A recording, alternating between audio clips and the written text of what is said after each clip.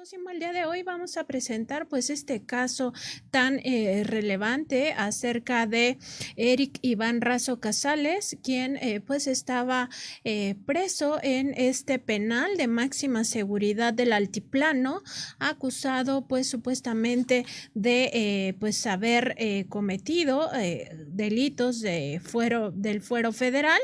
Se trata de una persona que fue liberada el viernes pasado, bueno, ya prácticamente el sábado en la madrugada, luego de que el viernes el juez octavo de distrito en el Estado de México dictó sentencia absolutoria en favor de Eric Iván Razo Casales, acusado de secuestro y delincuencia organizada, por lo que ese mismo día se había ordenado su liberación. Sin embargo, fue hasta la madrugada del sábado cuando pues logró salir de este Centro Federal de Readaptación Social conocido como el Altiplano allá en Almoloya. Estuvo 11 años recluido justamente por estos delitos, y el Instituto Federal de Defensoría Pública logró que se demostrara que se trataba de una persona inocente. También decir que pues el Instituto Federal de Defensoría Pública informó que esta liberación se logró ante las múltiples violaciones procesales y de derechos humanos. Además, de acuerdo con la Comisión Mexicana de Defensa y Promoción de los Derechos Humanos, Eric y su hermana Verónica Razo Casales fueron detenidos arbitrariamente el 8 de junio de 2011 en la Ciudad de México por elementos de la Policía Federal vestidos de civil en vehículos particulares y sin identificarse. Ambos hermanos pues fueron sometidos a una serie de torturas. Está todo eso absolutamente demostrado con los protocolos de Estambul. Y pues lamentablemente en este momento Verónica Razo Casales continúa detenida, continúa presa bajo estos mismos cargos. El Instituto Federal de Defensoría Pública se ha comprometido a que trabajará en su defensa, y justamente para ello tendremos una entrevista a Sosimo. Pues cuántos casos tan arbitrarios ocurrieron en el contexto de la supuesta guerra contra el narcotráfico como este de Eric y Verónica, estos hermanos acusados de delitos federales, incluso procesados y pues encarcelados en penales de máxima seguridad cuando en realidad eran inocentes. Pues vaya dolor y vaya indignación que resulta el conocer al detalle este tipo de casos. No nada más es de que hayan sido, se dice fácil, acusados de manera injusta de delitos que no cometieron, sino además cómo se fabrica todo un expediente en contra de ellos que incluye torturas que los han llevado a que hoy pues tengan una afectación emocional muy importante e incluso que ha perjudicado su propia identidad después de las torturas, después de los procesos que llevó en contra, podríamos decir, un Estado mexicano ante personas vulnerables, personas como quien nos escucha, personas como nosotros, personas como cualquier, es decir, personas sin ningún tipo de influencia, sin ningún tipo de poder y que no tuvieron la oportunidad de acceder a un proceso justo y también a una defensa justa que hubiera, pues, ya no digamos hubiera podido sacarlos de la cárcel desde hace mucho tiempo, sino que ni siquiera debieron de haber pisado ese penal. Pues importante este trabajo de la Defensoría en estar revisando este tipo de casos que, como bien comentas, Nancy Flores, son muchísimos, son muchos que durante cuántas décadas se estuvo fabricando culpables. Está el caso, por ejemplo, de los integrantes de la organización campesina de la Sierra del Sur, quien desafortunadamente la semana pasada volvieron a fallar los jueces en contra de la liberación de uno de ellos, cuando son casos muy parecidos al que hoy nos está presentando este Instituto de la Defensoría Pública, Nancy. Y ya tenemos en videollamada al abogado José Luis Espejel Hernández, subdirector de área de la Unidad de Litigio Estratégico en Derechos Humanos del Instituto Federal de Defensoría Pública, para hablar de este caso de Eric Iván Razo. Muy buenos días, abogado. Buenos días a todo el público. Muchas gracias por la invitación. Gracias a usted. Pues preguntarle primero cuál fue la estrategia para demostrar, pues no solo lo que ya estaba prácticamente documentado, que eran las acciones arbitrarias, primero la detención arbitraria con personal que no estaba plenamente identificado, que de hecho vestía de civil, sino también los actos de tortura a los que fue sometido Eric y bueno, cuál fue la estrategia legal de ustedes para conseguir pues esta resolución absolutoria y sobre todo para pues limpiar el nombre de Eric Razo. Sí. Esta estrategia fue muy interesante porque se basó en las líneas de trabajo que se han implementado a partir de la nueva administración del maestro Isaí Sandoval y que a su vez devienen de los propios lineamientos del ministro presidente Arturo Saldívar. Al crear la unidad de litigio estratégico, lo que se buscaba era justamente tener un área específica para poder atraer casos o coordinar casos si estuviera evidentes o palpables situaciones de vulnerabilidad, como el caso de Eric Razo y, bueno, en este caso de su hermana. El punto aquí principal es que el asunto se encontraba en una inercia judicial de estancamiento, en la que no se movía por un dictamen que no estaba por ahí ratificado. Y la primera cuestión que tuvimos que hacer allí fue meter la presión para poder acreditar que ese dictamen no era necesario para poder acreditar o dar una resolución al fondo del asunto, sino que era un dictamen pues, accesorio, en realidad era una evaluación nada más. Entonces, en realidad, el punto era que por los cambios administrativos del personal que va y viene, no se había podido comparecer la ratificación.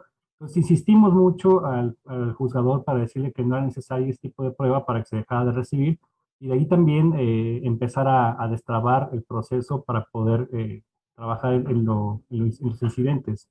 Se ingresaron también 2 incidentes a partir de la resolución de la ONU, la 14-2021, en la cual el Comité de Derechos Humanos, a través de detenciones arbitrarias, había establecido que ellos habían sido víctimas de una detención arbitraria. Entonces, con ese documento y al estado actual en el que se encontraba el proceso, que es algo de los trabajos que hemos hecho también aquí en el área del dique estratégico, vimos que la presión preventiva, por ejemplo, en el caso de ambas personas, nuestros patrocinados, ya excedía de los 2 años que marca la Constitución. Entonces empezamos a ejercer presión a través de incidencias en la parte de la cautela, como se le llama, para poder modificarla. Como comentaba, la Constitución establece que no puede exceder de 2 años, salvo que sea por el ejercicio de defensa, y tampoco se puede entender que todo ejercicio de defensa sea motivo de una dilación del procedimiento. Entonces, en este caso era evidente, tenían 11 años de encontrarse ya, bueno, ya para 11 años de encontrarse en prisión preventiva, y no se había movido a la sentencia. Entonces aquí era palpable.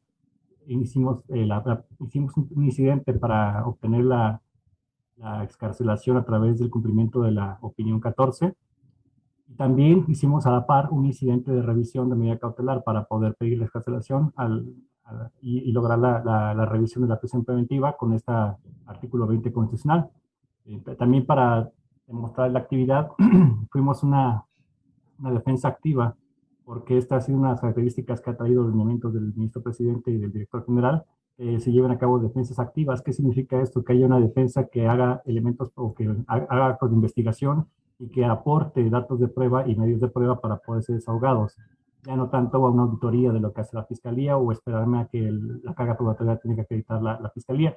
Nosotros somos un poco más agresivos, se podría decir, y buscamos adelantarnos para poder tener los elementos y poder sustentar en un momento dado que nuestra persona patrocinada no representaba ningún tipo de riesgo para poder justificar que se prolongara su prisión cautelar.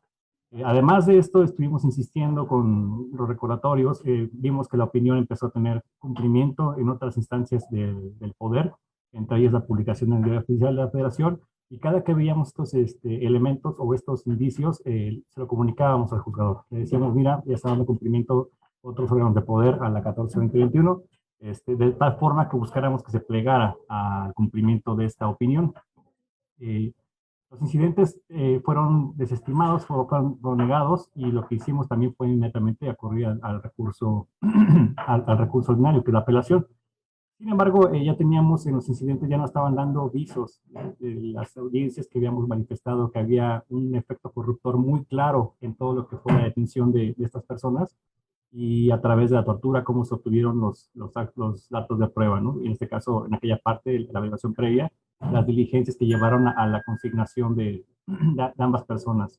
Pero todas estas se encontraban contaminadas, había pruebas notoriamente ilícitas, como el supuesto reconocimiento que se pretendía hacer valer de las víctimas cuando contravenía completamente las disposiciones legales y constitucionales. Entonces, en automático empezamos a juntar todas las pruebas de cargo y con base en ello empezar a sustentar su nulidad, es decir, su ilicitud, el reconocimiento, las declaraciones o las entrevistas que supuestamente recabaron los elementos aprensores, que también son completamente contrarias a derecho porque el policía no debe entrevistar a la persona detenida respecto al hecho. Incluso ha sido una tónica constante de nosotros como instituto que el policía nos debe entrevistar a lo más posible a la persona que está deteniendo para evitar cualquier tipo de obtención o contaminación de datos para prueba para el proceso. Aquí fue al revés, aquí las policías obtuvieron las confesiones y las pasaron a la fiscalía para que directamente nada pusieron control, copiar, pegar y las hicieron firmar, ¿no? Evidentemente había lesiones, después el protocolo de Estambul que nos dio la pauta para poder acreditar que existía la tortura y hechos muy puntuales como fue la noticia criminal que en su momento llevó a cabo la mamá de ellos un día antes al supuesto día de la detención. Y esto pasa porque ellos fueron detenidos un día y el operativo en el que supuestamente dicen que fueron detenidos acontece al día siguiente, es decir, después de 24 horas están sometidos a torturas totalmente degradantes. Abogado José Luis Espejel Dígame. Hernández, subdirector de área de la Unidad de Litigio Estratégico en Derechos Humanos del Instituto Federal de Defensoría Pública, le saluda Sósimo Camacho.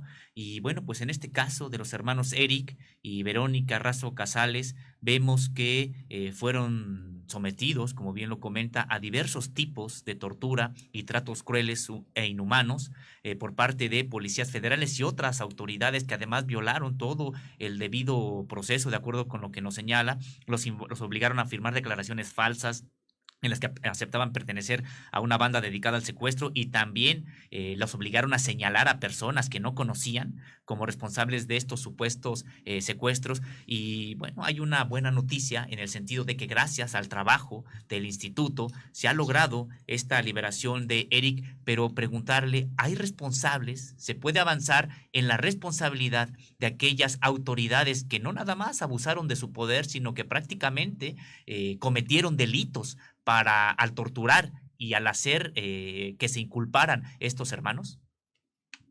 Sí, es una muy buena pregunta y justamente tenemos una respuesta para ello. La respuesta es sí. Ya existe ahorita una persona que se encuentra en forma de prisión por los hechos de tortura de uno de los agentes aprensores a los que señaló en su momento Verónica y de los que se comprobó que había perpetrado actos de tortura a través de los indicios que ya se recabaron en la parte de la evaluación previa, que fue materia de la denuncia de Verónica. Y esto es nada más una de las más órdenes de aprehensión que van a cumplirse en posteriores días respecto a los funcionarios que justamente fueron tolerantes a permitir que se levantaran estas confesiones ante las notorias lesiones que presentaban las personas, ante bueno, Verónica acabó en el hospital en uno de esos días y aún así aparece su confesión, no se podría decir prístina, ¿no? Casi de manera mágica, y esto es algo porque no puede continuar así la actividad de la autoridad ministerial, mucho menos de la autoridad policial. Se tiene que hacer una purga y esto ha sido un trabajo también importante que se ha llevado a través en coordinación con la CEAR, y ya hay una persona que se encuentra de los policías en forma de prisión por actos de tortura y habrá otros más contra los aprensores ministeriales también. Y abogado, también preguntarle por el caso de Verónica, ¿qué tanto sirve este antecedente ya que haya sido determinada la inocencia en el caso de Eric para el propio proceso de Verónica? Porque veíamos que el Instituto Federal de Defensoría Pública pues asumió la defensa de ambos y está comprometido también en la liberación de Verónica. Totalmente de acuerdo, estamos comprometidos tanto con Eric como con Verónica al 100%. De hecho, nosotros esperábamos que fuera una noticia doble este viernes pasado, Sin embargo, bueno, no se dio así. Este fallo que nos da el juzgado octavo nos sirve bastante porque da las pautas de lo que es algo que no se puede evitar, y es la exclusión probatoria. Eso no va a dar vuelta atrás. Por eso estamos tan seguros de este asunto y de este caso. La actividad de la policía y del Ministerio Público en aquella época fue tan clara en la parte derogatoria, que ya está acreditada, ya está aprobada.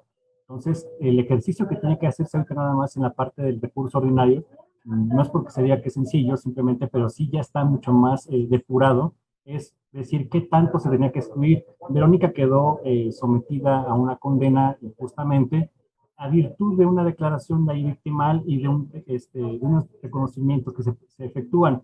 Entonces, aquí el punto interesante va a ser que al momento de hacer el recurso, ya acabamos de valer que este hecho de la tortura y de los datos, medios de prueba que se han desahogado, que ya están viciados, simplemente decir que no fueron completos, tenía que haber sido extensivos en toda su totalidad, magnitud y amplitud también para poder determinar que Verónica es inocente de los hechos que se le imputan. Sí, abogado, estos hechos de manera desafortunada, el caso de Eric y Verónica, pues de manera desafortunada no son hechos aislados, es algo que de manera cotidiana, podríamos decirlo, que se estuvo generando durante muchos años en las fiscalías de los estados, también en la propia Fiscalía General de la República, antes Procuraduría General de la República, es decir, pues no son hechos aislados. ¿Tienen ustedes noticia de cuántos casos de este tipo hay en México o de cuántos ustedes están conociendo, están llevando a cabo? En realidad, justamente sobre el tema de tortura hay una secretaría específica que se encarga de darle seguimiento a ese dato y no podría tener como tal la precisión tal cual puntual de cuántos se tienen en el instituto, porque sería errado de mi parte decir o aventurar una cifra. Sin embargo, además digo, contando que no todos los casos se patrocinan por el instituto, pero sin embargo sí hay una alta tasa, sobre todo en la época de 2008 a 2016, en la que sí hubo una amplia actividad policial excesiva en la parte de hacer levantamientos o de hacer, de llevarse personas y de hacer, de obtener confesiones, que llamaban entrevistas en su momento o modus vivendi, pero que dentro de ellas se encontraban realmente la confesión de la persona para que nada más la fiscalía hiciera un poquito de cambios y le diera pauta para dar la confesión ministerial. Pero realmente no tendría el dato concretito, sí. Abogado, sin embargo, preguntarle, ¿ustedes llevan más casos similares ahí en el Instituto Federal de Defensoría Pública a estos donde se pueda probar, pues no solo detenciones arbitrarias, sino sobre todo estos tratos crueles, inhumanos y degradantes o en específico la tortura? Y sobre estos, ¿qué tanto se ha avanzado? Porque pues sabemos que sí hay una retahíla de casos alrededor del país. Sin embargo, ¿qué es lo que estaría haciendo en este momento el instituto al respecto? Y justamente lo que hemos hecho es tomar líneas de acción muy claras para encontrar casos de... Es interesante que mencione el punto de tratos inhumanos y degradantes, porque ha sido uno de los ejes centrales del ministro presidente de la Suprema Corte, Arturo Saldívar, y también de nuestro director general, Said Sandoval. Y es interesante porque nos ponemos en un afán muy rigorista. La prisión preventiva excedida de 2 años en sí es un trato inhumano y degradante, porque se constituye una pena anticipada y se constituye en realidad ya como una cuestión de presunción de culpabilidad. Entonces, hay un fenómeno muy interesante que hemos dado en este primer punto de la prisión preventiva, cuando se prolonga más allá de 2 años, que no era visto o no era visibilizado. Entonces, si partimos de ahí, hay un dato gigantesco de cuántos procesos existen de personas que llevan más de 2 años en prisión preventiva y que no se les ha dictado sentencia. Hablo de más de 100, definitivamente mucho más. Y esto es que personas que se encuentran ahí en prisión no han recibido como tal la resolución de fondo de su caso y tienen que continuar privados de su libertad ante la parsimonia quizás de la autoridad fiscal, de la fiscalía o de la propia judicial, o puede ser, en un momento dado podría llegar a ser de la defensa, pero en el caso particular, la prolongación de esta prisión como fenómeno social es increíble, es algo bastante duro, son realidades muy complejas, hay una transversalidad gigantesca, son personas que tienen características indígenas, o que son mujeres, o que son personas con discapacidad, y que además también se encuentran en prisión preventiva durante más de 2 años, hablamos de 4, 6, 8, incluso, bueno, el caso de Eric y Verónica, lo saben, eran ya 10, 11 años que se encontraban esperando como tal que les dieran una sentencia, y esto definitivamente no es un trato inhumano y degradante. ¿Por qué? Porque el Estado está comprometido a dar una justicia pronta, expedita, y esto no puede ser el parapeto o la justificación para que digas, bueno, es que como tú estás todavía siendo investigado, pues tienes que continuar en prisión. Al final, ya más adelante, pues te lo descuento de la compurga, ¿no? Porque hay un fenómeno que dijo el informe de la Comisión Interamericana. Mientras más tiempo está la persona en prisión preventiva, es más fácil la inercia judicial para condenarlos. Es más sencillo que la autoridad diga, pues mejor los condeno, a reconocer que son inocentes, y entonces tenemos que haberlos dejado libres desde hace como 7, 8 años atrás. Abogado, desde su experiencia atendiendo este tipo de casos que tiene que ver con cómo se construyen procesos judiciales en contra de determinadas personas, sobre todo aquellas vulnerables que no tienen ningún tipo de asidero político o económico para que compren su libertad, desde esta experiencia, ¿qué es lo que hace? ¿Qué es lo que está funcionando mal en nuestro sistema penal y nuestro sistema de justicia que hace que este tipo de personas pues incluso trabajen los ministerios públicos, trabajen incluso los jueces para condenarlos, para criminalizarlos, y que en el caso de otras personas que tienen algún tipo de exposición pública, política, etcétera, pues a veces con muchas evidencias de que hayan cometido algunas irregularidades, pues ni siquiera son tocados. Pero en este caso, ¿qué es lo que hace que se criminalice a este tipo de personas como Eric y como su hermana Verónica? Bueno, es muy sencillo. Hay una primera cuestión política que es normal en todos los procesos judiciales, en el tema de la sensación mediática. Hay una cuestión en la cual la judicatura le parece quizás más arriesgado dictar libertades o excarcelaciones que dejar a las personas seguir en el proceso en la prisión preventiva. Hay una cuestión de que tenemos una falsa apreciación de lo que es la justicia. Queremos pensar que porque la persona sigue, perdón por decirlo, encarcelada, se está logrando algo, se está avanzando en la justicia, cuando al final en realidad no se está haciendo nada. Simplemente se está lacerando la libertad de una persona, pero el proceso está parado. Como les dije, el caso de Eric Iván y de Verónica tenía ya algunos años y no se estaban moviendo. O sea, tampoco era que dijeras, bueno, ya se les había dictado sentencia o ya tenían una notoria avance, pero no. Y esto seguramente que es una réplica. Entonces, entre la cuestión de la parsimonía ministerial, o sea, la cuestión de que no hay una proactividad para llevar procesos ágiles y rápidos, se le suma que las personas que tienen menos recursos, pues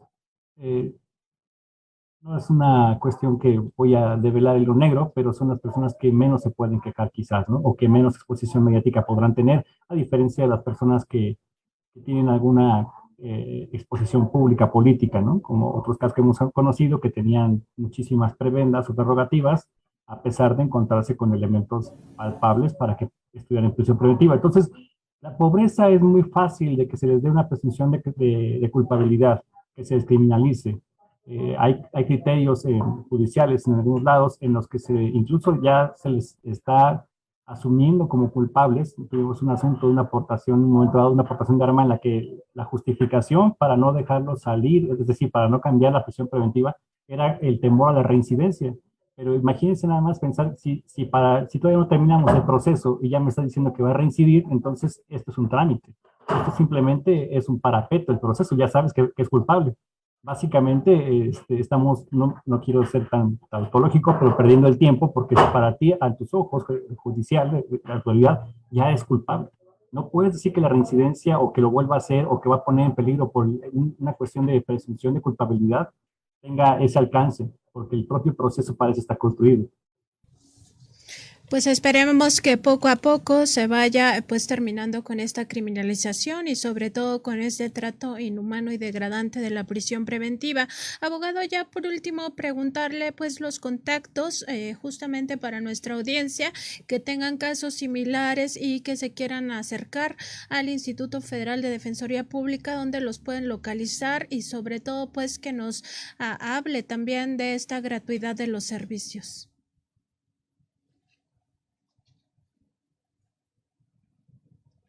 No se oye.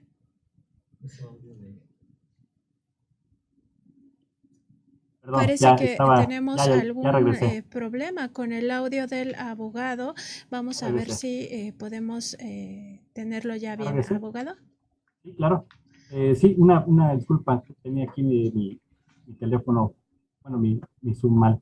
Una cuestión, sí, reiterar que los servicios de la Defensoría Pública son totalmente gratuitos, totalmente, tanto en la parte de ciencias forenses como de litigio, como de defensa penal, como de asesoría jurídica, no se cobra nada en absoluto, son un servicio dedicado al pueblo.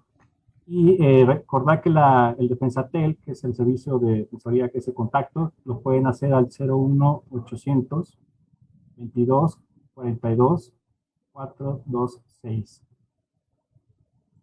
¿Sí?